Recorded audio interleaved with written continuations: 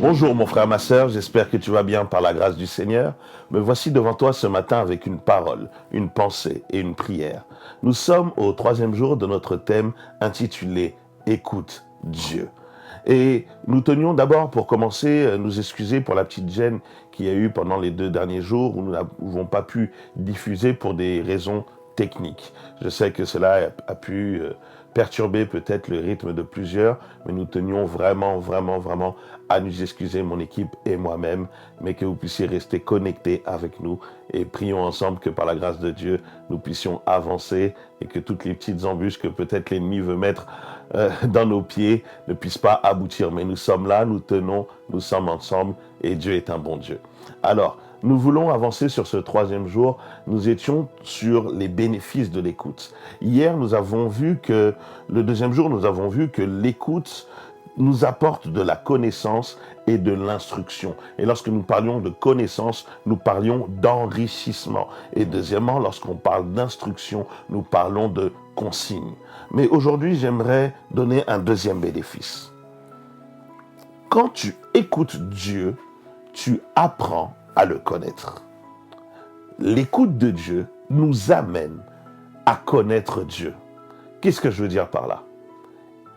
Dans cette histoire que nous voyons dans le livre de Luc au chapitre 10 au verset 41, de cette histoire de Marthe et Marie, Jésus répond à Marthe en disant « Marthe, Marthe, tu t'inquiètes et tu t'agites pour beaucoup de choses. » Au verset 42, il dit « Mais une seule chose est nécessaire. Marie a choisi la bonne part et elle ne lui sera pas enlevée. » Alors mon frère, ma sœur, écouter Dieu, ça t'amène à connaître le cœur de Dieu.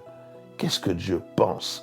Qu'est-ce qu'il y a dans le cœur de Dieu? Qu'est-ce que Dieu désire? En fait, quand tu écoutes une personne, tu apprends à connaître cette personne.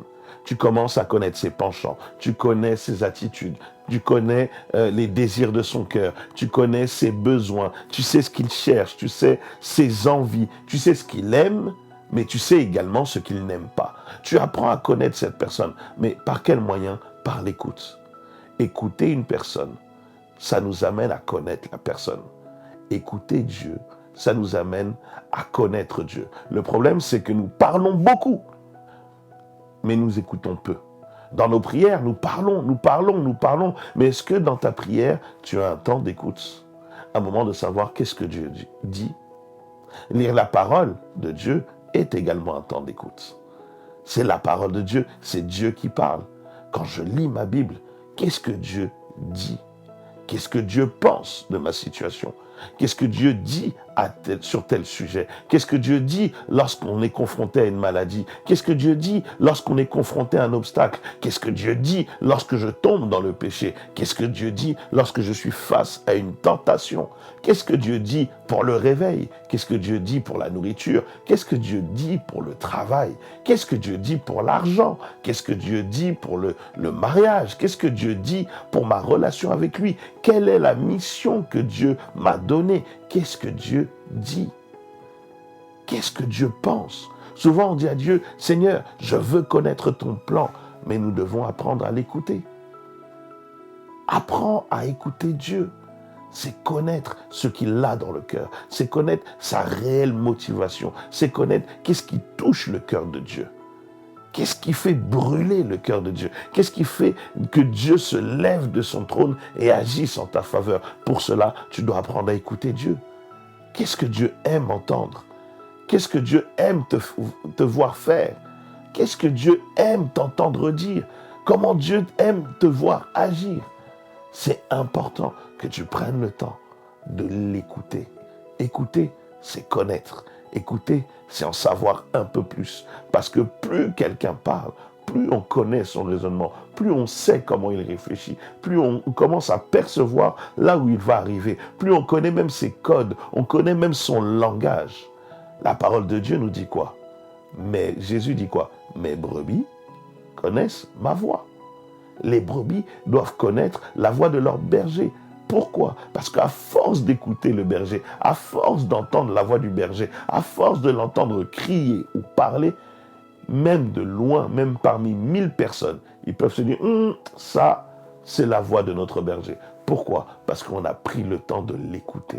une écoute quotidienne, pas une écoute de temps en temps.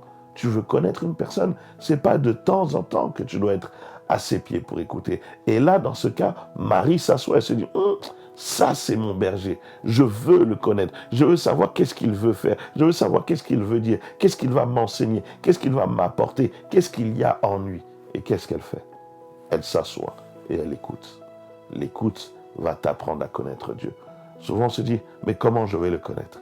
Écoute-le. Écoute-le en lisant la parole, écoute-le dans ta prière, écoute-le en écoutant la parole de Dieu, écoute-le en venant à l'église, en écoutant une prédication. Tu apprends à écouter Dieu. Écoute le Saint-Esprit, passe du temps avec le Saint-Esprit. Dis-lui aussi des fois, je veux t'entendre, je t'écoute, mes oreilles sont tournées vers toi. Ça veut dire que des fois, il va falloir éteindre ton téléphone, mon frère, ma soeur. Il va falloir te couper un moment des réseaux. Il va falloir te couper un peu de tout. Pourquoi? Pour prendre le temps de l'écouter, de discerner que ça, c'est la voix de mon berger, c'est la voix de mon maître, et je dois être assis pour l'écouter. Je t'encourage, mon frère, ma soeur, passe du temps à l'écoute de Dieu. Laisse-moi faire pour nous cette prière. Notre Père et notre Dieu, nous venons devant de toi pour être à ton écoute.